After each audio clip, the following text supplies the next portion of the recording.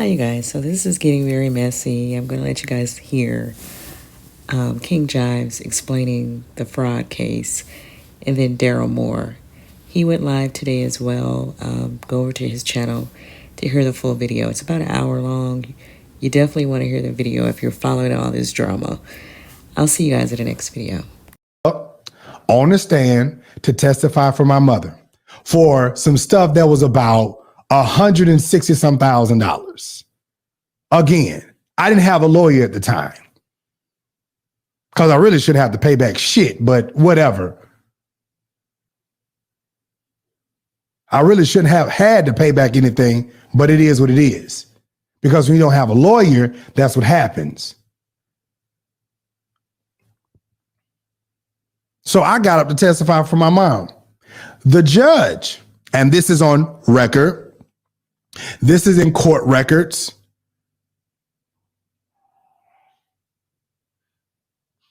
This is in the fact findings. Sandra, you said I was just hoping you was just going to ignore him. Well, I thought about that. I thought about just ignoring it. But this is a whole new crew of people. And after this one, if anybody, any blogger, vlogger, celebrity, or somebody who wants to be a celebrity even tries this mess, y'all go back and give them this video. Go back and give them this video. Go back and give them this video. But it's right there. Did I rat on my mama? Absolutely not. Did I snitch? Absolutely not. I got up on the stand to testify for my mother, and I told the judge, I said, Judge, XYZ, this was my business. My mother had nothing to do with this. The judge did everything but cuss me out.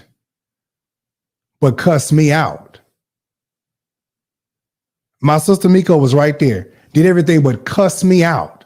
See, I'm not going to have nobody to come up here on the screen to try to defend me because you can't defend me. This is my shit. And normally I would have my sister to come up here because she's been right there with me. Miss Miko 100 has been right there with me. 10 toes in this with me. When I'm going to off on somebody and going off behind the scenes, period.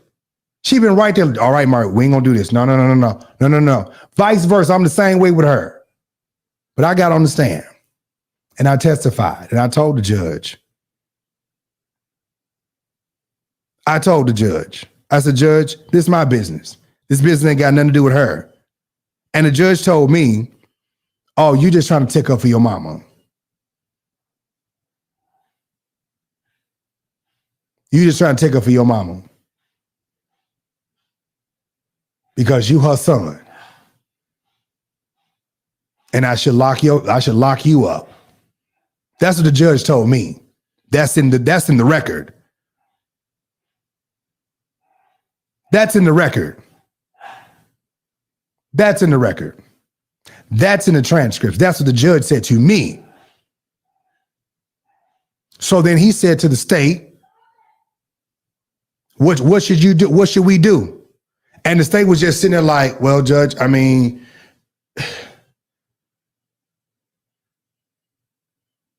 I don't know. Like, he's not the one that we're after. They didn't go after me because they were not going after me. They were going after my mom because Florida and Tennessee wanted my mom because of what had happened here in Florida with the school. So I got off the stand. My mama looked at me because the judge said, well, sir, you can go ahead and get off. If we need you, we're going to call you. If we need you to get back up on here, or you need to bring you back to court, we'll call you. So I got off the stand and I got ready to go sit down. My mama said, go on back to the hotel, pack stuff up and get ready to go home.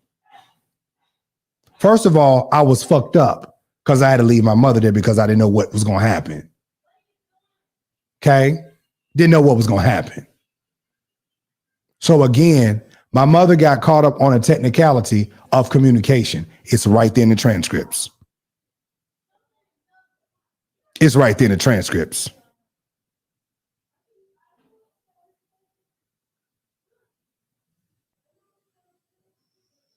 Okay. Now, let's go back. My aunt and my mother started a school way back in early 2000s. Started a school in Bartow. Matter of fact, what was it, Bartow? It was between Lakeland and Bartow. Started a school. And school was going several years. And because we were the only school, and I'm saying we because I was in this situation too, because I was brought up in it, because I took a check to the bank to pay for a bill. They got caught up on the situation, and Jeb Bush, let me tell you how deep this was. Jeb Bush had said something, said we're going to make an example out of them. This was a school in Bartow. Anybody from Polk County, I wish I had the students that was at that school on this here live. The students that was at that school in Bartow, in Polk County, were bused from all over the place. Wauchula, North Polk, South Polk, East, all down there in them places. And every school that they were coming from, their IQ level and reading level was below, 2 times below where they should be. Period. And here it is, 2 black women. My mom had daycares. My auntie had the school and daycares. And because this was a black-owned educational facility that was ran, that was accredited, that was done like it was supposed to be, they tried to send drugs into school. Oh yeah, I was there. They tried to send drugs into school. Because after I would get out of college, I would go by the school just to see if they needed me to do anything, clean up something, take some trash out, pay a bill, whatever the case. That's what I did. So my auntie had me to go pay a bill. That's why my name was in this. Period. So they tried to bring drugs into school. That didn't work. So what they did was they had people that was on the inside that were a part of the school to try to testify against them, in which they had to end up throwing their testimonies out because it didn't line up. But again, they did this for several years. They had to go through this for several years because it was a black-owned educational facility. And so they tried to say, oh yeah, they tried to say they stole what they got into me. Oh, they had over $600,000. But what y'all don't understand is that what they have them paying back is about $190,000. Do you hear me? So what you see in the media is $600,000. But they had $600,000 froze up in the account. But you're only making them pay back about $90,000. We're going to make an example. That's what Jeb Bush said. Period. So again, you try to yoke up a whole crew of family. Me, my mama, my uncle, her husband, and my grandmama, my uncle and his wife. Baby, everybody had kids. Baby, everybody's kids about to be in the foster system. Do you hear me? But while everybody was out here talking trash, while they was going through court, going into prison, incarceration system, it was me, the oldest child, me, the oldest grandchild, the oldest nephew that was out here fighting in the court system for them. Me, that was filing paperwork, trying to get them to see a judge, trying to get them, because I didn't know what else to do. I was 19 fucking years old, trying to do all this shit myself. I was becoming motherfucking Johnny Cochran out here. Somebody said, what happened to the money? The state. Fuck you mean? This right here, which is my hard drive, the documents are on here. The photos are on here. The screenshots, the emails, the texts, the audio recordings of conversations on here. The whole Jimmy Battles thing where George Bloom was accused of sexually assaulting and molesting 2 people, one of which was so distraught about it, he committed suicide. Rest in peace, Michael. Jimmy Battles came here to Ohio, and I interviewed him for 3.5 hours. I put the interview on the internet. This person was assigned the task of squashing the story, making it go away. I have audio evidence to prove that, because on the audio, one of the audios I released, I have 10 hours worth of audio as it pertains to Jimmy Battles, Jordan, this person, and other preachers. I only released 2.5 hours of it. The other 7.5, 8 hours of it, I didn't. It's right here though. And one of the ones I released, you could hear Darryl Jordan's voice clearly saying, "What is it that you want?" And Jimmy Battles' only reply was, "I want my voice heard." They thought that they could sprinkle some money on the situation to make it go away. Thought he wanted money, because there was a thing called the prophetic college. I call it the prophetic lying college. That this person, Jordan, Bloomer, and other people were supposed to put together and make a bunch of money. That same conference is where Andrea Garrison stood up, because she had been paid ahead of time, because they were attacking this other preacher. And people collecting. She ended up walking away with about $5,500 that day. I got the proof. And if I'm subpoenaed to go to court, all of this coming out in court. Every last bit of it. I suggest you go away and leave it alone. The best thing this person and the people attached to this person can do is tell the truth, take the L, sit down. Because if it goes any further and I'm subpoenaed by somebody to testify in open court under oath with my hand raised to God, I'm going to tell the entire truth. So help me God. And I'm bringing a copy of this with me. And I'm going to be on the stand for about 2 to 3 days, because I have a lot of information to talk about. And they're going to have a lot of questions. And all those questions and all that stuff is going to be a matter of public record forever. And then you can't lie and hide, because it's going to be public knowledge. And even the lies that you tell to your subscribers, you ain't going to be able to cover it up. That's why all weekend, the heat's been on. The heat's been on. CTV. I got his arrest record for prostitution in a parking lot, 2017. I got it. I've even done a show where I showed it. He's driving around in a car. He has no license. I showed proof of that. I'm not out here lying. I give you the web link. You go look at it for yourself. I've done that. I don't have to sit out here and lie. I haven't lied then. I'm not going to lie now. For what? I got the truth on my side. That's why you can't do nothing to me, because I don't come out here lying. I'm not slandering, defaming anybody. I'm simply reading court documents, screenshots, audio recordings. Everything I talk about, I got something to back it up. And you can't handle that, because it's the truth, versus you coming out here saying, "Oh, I don't like Darryl Moore." Okay, you don't like Darryl Moore. Darryl Moore don't like you either. But guess what? Darryl Moore got the receipts. Darryl Moore still got the receipts. Mess with me if you want to. It ain't going to end well. Take me up in a court. Sue me. Think you crazy? Sue me. I'm going to come to court and sing like a canary. I'm going to cast my cares on the altar. And you can't handle that, because all your little secrets going to become public record forever. And your schemes and your hustles that you got going now, all that comes to an end, because the black church is very hypocritical. They'll forgive you for murder, rape, anything else, drugs, spousal abuse, anything.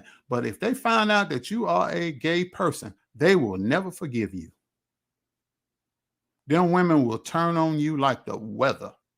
They'll drop you like a bad habit. And that's why there was a mediation that took place. That's why there's cease and desist letters. That's why there's a threat to file lawsuits, because if it gets out with proof that you are a flaming hot Cheeto, your hustling and career days are over. Just like that. And you know it. That's why you're scared. That's why you was on the thing. Face white as chalk. White as this spot back here. White. And you black as this microphone, but you was scared.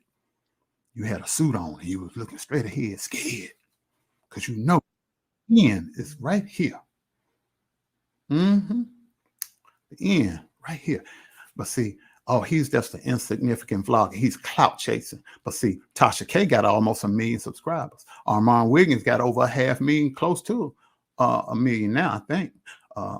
Other vloggers that's covering the story, they got large followings. Are they clout chasing too? No, they out here saying the same thing that I've been saying for over 2 to 3 years. But people are listening now, and people realizing that I was telling the truth all along. Because when the audio that Bishop Whitehead released, which I had nothing to do with, got played, oh boy. Now all of a sudden, I'm just going to go sign it. I'm going to file a lawsuit. Well, check this out. When you file this lawsuit, this is what's going to happen. Everything that you've tried to hide will now be public record, because the person that you're going to sue, or the persons, they're going to subpoena me, because they know I have the information. And when I come to court, I'm going to testify, and I'm going to tell everything that I know for a fact, which is on here, and everything that's been told to me by other people that were either there when you did something or have direct connection to something you did. And I'm going to share that information as well. It goes into evidence. So anybody that's going to be sued by this person, call me, email me. My number right there. My number's right there. Follow the finger. My number's right there. Call me. Call me. I got what you need. If we work together, we can put an end to this crap that's been going on, terrorizing people, harassing people. And you harassing and terrorizing people for doing the same things that you are accused of doing. It's time to fight and stand up for your rights. I got your back. Just call me. I ain't got no reason to lie. I'm going to tell the truth in open court with the news cameras there, because TMZ and all these other people have caught on to this story now. It ain't just like when me and you was going here, wasn't getting no media coverage. This has got media coverage. $20 million lawsuit got media coverage. Jives. TMZ is watching. This man's been on every social platform you can think of, and the news camera's going to be there. And all of y'all allegations, stealing summer lunch program money, PPP loans, child molestation allegations, everything. Infecting people allegedly with HIV. All of that's coming into play. They're going to ask you about it with a microphone like this one stuck in your face with cameras rolling, and the world's going to watch forever. That's what's going to happen. So if you want to be dumb and you go out there, you've been hiding these secrets or trying to hide them, but now you can't hide them no more. Go to court if you want to. See what you get. See what you get. But this man already said he ain't taking no mediations. He's not backing down. He wants to destroy both of you. Jives, you call that man's mama a hoe.